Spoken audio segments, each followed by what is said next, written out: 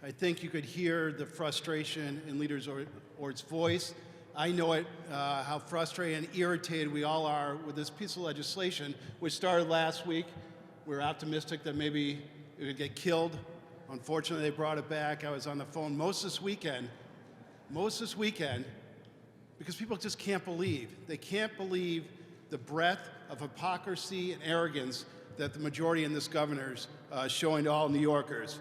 I'm not going to get into the details of this bill. We have a couple speakers after us that can really get into the details of the bill, but I want to just take a larger, wider view.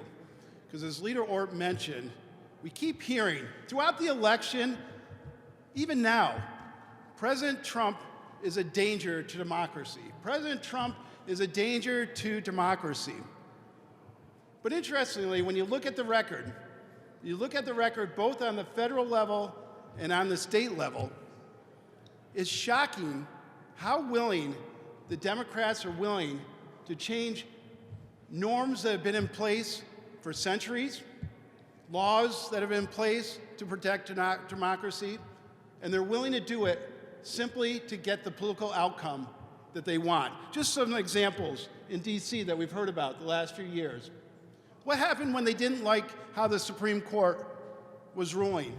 What they want to do? First thing, pack the court. Pack the court. How about it when they don't like how rural voters are voting? What's the first thing they want to do? Get rid of the Electoral College. Get rid of the Electoral College so they could dominate the election. The last thing that they've tried to do, and this one they've actually had success.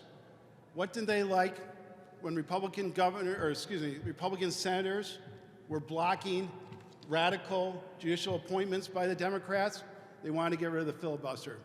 Fortunately, on the first two, cooler heads prevailed, but unfortunately, they got rid of the filibuster. And I wish I could say that this was limited just to the federal, but now we've seen it. We've seen it over and over again here in Albany. What do Albany Dems do to make the system to their advantage? Leader Ort mentioned a couple of them. I'm going to add a few. Do you remember this one? Do you remember when that lieutenant governor was indicted? What did they do? They changed the rules so Governor Hochul could get rid of her lieutenant governor because they didn't like the idea that they had an indicted lieutenant governor running on the ticket for them. Changed the rules right in the middle of the game. As Leader Ort said, they've engineered the court system. So any challenge we bring to an election law, we can't decide where it goes. It has to go in Democratic areas where Democratic judges dominate. And this one's my favorite. This one might be the most galling of all.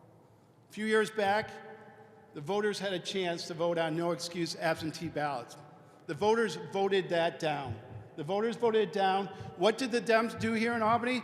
Well, they simply passed a new law, did a different name of the law, and got the same means that they're always after.